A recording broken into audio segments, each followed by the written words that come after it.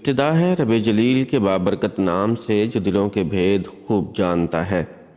دیکھتی آنکھوں سنتے کانوں صابری میاں کا سلام پہنچے۔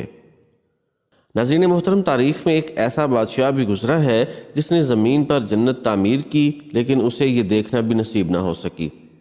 جی ہاں ناظرین، آپ بالکل ٹھیک سمجھے، اس بدبخت کا نام شداد تھا۔ شداد کے بارے میں کہا جاتا ہے کہ اس نے ایک جنت بنائی تھی جو بہت بڑی تھی اور اس کی تعمیر میں کئی سال لگے تھے، لیکن شداد کو یہ جنت دیکھنی بھی نصیب نہیں ہوئی۔ تاریخ کی کتابوں میں شداد کا واقعہ تواتر کے ساتھ بیان کیا گیا ہے۔ شداد کے بارے میں مشہور ہے کہ وہ قوم عاد کا بادشاہ تھا۔ اسی قوم کی طرف حضرت ہود علیہ السلام کو بھیجا گیا تھا۔ اللہ تعالیٰ نے اس قوم کو غیر معمولی قد و قامت اور قوت عطا فرمائی تھی۔ ان میں ہر شخص کا قد کم از کم 12 گز کا ہوتا تھا۔ طاقت کا یہ حال تھا کہ بڑے سے بڑا پتھر جس کو کئی آدمی مل کر بھی نہ اٹھا سکیں، ان کا ایک آدمی ایک ہاتھ سے اٹھا کر پھینک دیتا تھا۔ یہ لوگ طاقت و قوت کے بل بوتے پر پورے یمن پر قابض ہو گئے تھے۔ دو بادشاہ خاص طور پر ان میں بہت جاہ و جلال والد ہوئے۔ وہ دونوں بھائی تھے، ایک کا نام شدید تھا جو بڑا تھا، دوسرے کا نام شداد تھا جو اس کے بعد تخت نشین ہوا۔ یہ دونوں وسیع علاقے پر قابض ہو گئے اور بے شمار لشکر و خزانے انہوں نے جمع کر لیے تھے۔ شداد نے اپنے بھائی شدید کے بعد سلطنت کی رونق و کمال کو عروج تک پہنچایا۔ دنیا کے کئی بادشاہ اس کے باج گزار تھے۔ اس دور میں کسی بادشاہ میں اتنی جرأت و طاقت نہیں تھی کہ اس کا مقابلہ کر سکے۔ اس تسلط اور غلبہ نے اس کو اتنا مغرور و متکبر کر دیا کہ اس نے خدائی کا دعویٰ کر دیا۔ اس وقت کے علماء و مصلحین نے جو سابقہ انبیاء کے علوم کے وارث تھے اسے سمجھایا اور اللہ کے عذاب سے ڈرایا، تو وہ کہنے لگا جو حکومت و دولت اور عزت اس کو اب حاصل ہے، اس سے زیادہ اللہ تعالیٰ کی عبادت کرنے سے کیا حاصل ہوگا؟ جو کوئی کسی کی خدمت و اطاعت کرتا ہے یا تو عزت و منصبت کی ترقی کے لیے کرتا ہے یا دولت کے لیے کرتا ہے۔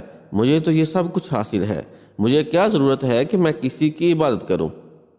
سمجھانے والوں نے یہ بھی کہا کہ یہ حکومت و دولت ایک فانی چیز ہے، جبکہ اللہ کی اطاعت میں اخروی نجات اور جنت کا حصول ہے، جو دنیا کی ہر دولت سے بہتر اور زیادہ قیمتی ہے۔ اس نے پوچھا یہ جنت کیسی ہے؟ اس کی تعریف اور خوبی بتاؤ۔ نصیحت کرنے والوں نے جنت کی وہ صفات جو انبیاء کرام کی تعلیمات کے ذریعے ان کو معلوم ہوئی تھیں اس کے سامنے بیان کی، تو اس نے کہا مجھے اس جنت کی ضرورت نہیں، ایسی جنت تو میں خود دنیا ہی میں بنا سکتا ہوں۔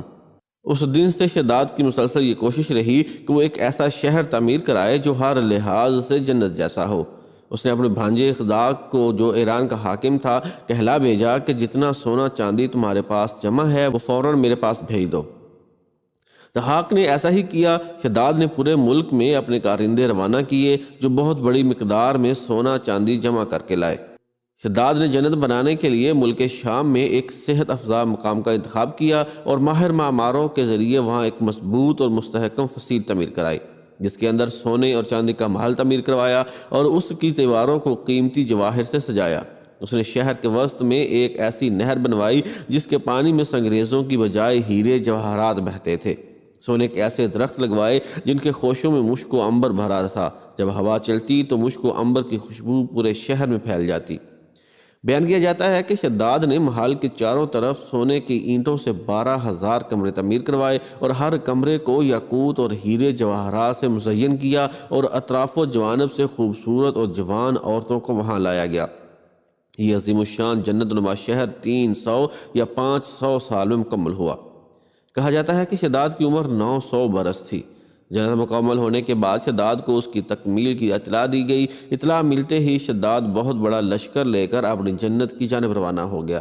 ابھی شہر سے ایک منزل کے فاصلے پر تھا کہ اس نے ایک ہرن دیکھا جس کے پاؤں چاندی اور سینگ سونے کے تھے۔ ہرن کو دیکھ کر وہ لالچ میں آ گیا اور اسے پکڑنے کے لیے اس کے پیچھے اپنا گھوڑا لگا دیا۔ بھاگتے بھاگتے وہ اپنے لشکر سے جدا ہو گیا۔ اس نے شداد کو پکار کر کہا شداد، تو نے عالی شان محل تعمیر کر کے یہ سمجھ لیا ہے کہ اب تو موت کے پنجے سے بھی آزاد ہو چکا ہے۔ یہ سن کر شداد کا رواں رواں کانپنے لگا اور اس نے پوچھا تو کون ہے؟ اس نے جواب دیا میں ملک الموت ہوں۔ شداد نے کہا اس وقت تمہیں مجھ سے کیا کام ہے اور میری راہ میں کیوں روڑے اٹکا رہے ہو؟ ملک الموت نے کہا میں صحرا میں تیری روح قبض کرنے آیا ہوں۔ شداد نے کہا مجھے کم از کم اتنی مہلت دے دو کہ میں اپنی بنائی ہوئی جنت کو اپنی آنکھوں سے دیکھ لوں۔ ملک الموت نے اجازت نہ دی، چنانچہ شداد گھوڑے سے گرا اور مر گیا، اور اس کے لشکر نے ایک آسمانی چنگھار سنی تو پورے کا پورا لشکر آنے واحد میں ختم ہو گیا اور جنت جانے کی بجائے ملک عدم پہنچ گیا۔